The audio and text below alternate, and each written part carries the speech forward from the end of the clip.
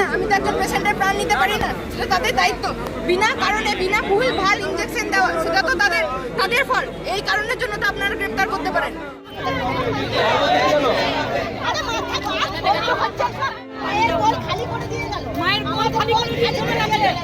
আমরা বিচার চাই। আপনি আমাদের সাপোর্ট করবেন না, উল্টো উল্টো সাপোর্ট করছেন। লজ্জা লজ্জা লজ্জা। সিউড়িতে একটি তাজা প্রাণ ঝরে গেল অকালে। সিউড়ি বীরভূম জেলা স্কুলের দশম শ্রেণীর ছাত্র মৈনাক দাস সাধারণ শারীরিক অসুস্থতা নিয়ে ভর্তি হয়েছিল সিউড়ির একটি নামী বেসরকারি নার্সিংহোমে, কিন্তু সন্ধ্যেবেলায় ভর্তি হওয়ার পর রাতে যখন চিকিৎসকরা জানালেন আর কিছুক্ষণ পরে অর্থাৎ আগামীকাল সকালে তাকে ছেড়ে দেওয়া হবে, তিনি প্রায় সুস্থ হয়ে উঠেছেন। তারপরেই তাকে একটি ইঞ্জেকশন দেওয়া হয় এবং পরিবারের অভিযোগ সেই ইঞ্জেকশন দেওয়ার কিছুক্ষণ পরেই ছটফট করতে করতে মৃত্যু হয় একেবারে তরতাজা এই যুবকের। কার দোষে গেল প্রাণ? চিকিৎসক কি ঠিক ওষুধ দিয়েছিলেন? যদি দিয়েছিলেন তাহলে একটা ইঞ্জেকশন দেওয়ার কিছুক্ষণের মধ্যে কিভাবে মৃত্যু হতে পারে?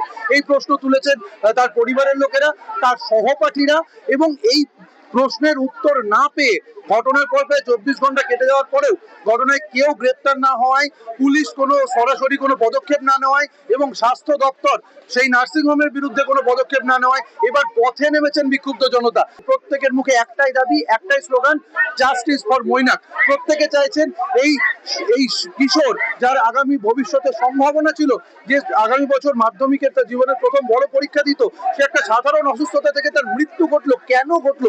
যদি সত্যি এখানে চিকিৎসার গাফিলতি থাকে তাহলে এরকম একটি নার্সিংহোম কিভাবে চলতে দেওয়া সম্ভব? আর যদি গাফিলতি না থাকে তাহলে কার দোষে এই ঘটনা ঘটলো?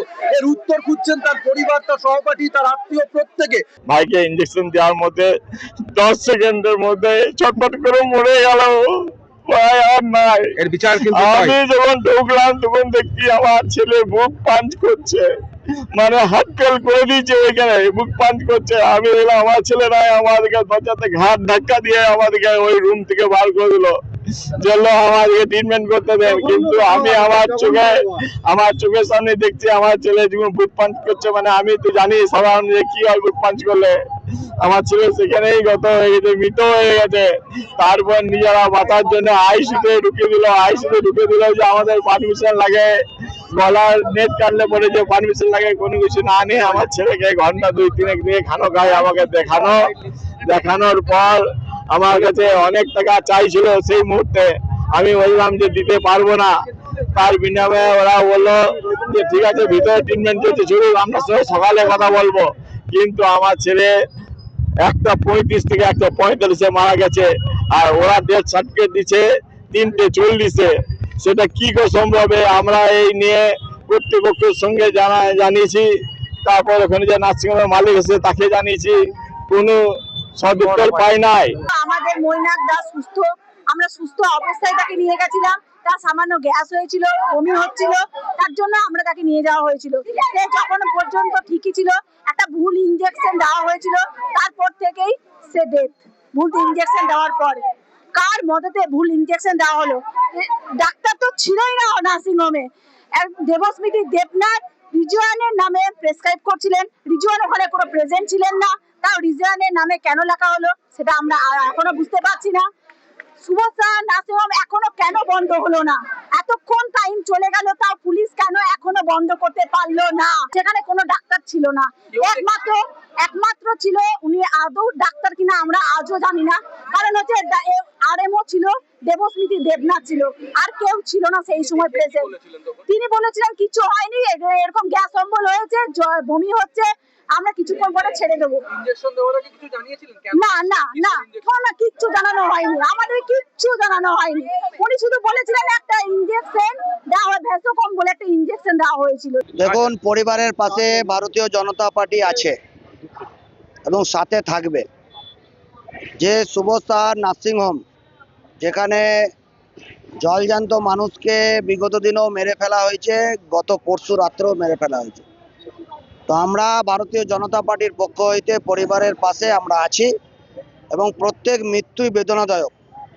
আমরা এর শেষ দেখে ছাড়ব এবং পরিবারকে সুবিচার পাইয়েই ছাড়ব। ওই জন্য আমরা আজকে রাস্তাতে এসেছি এবং পরিবারের পাশেও আছি।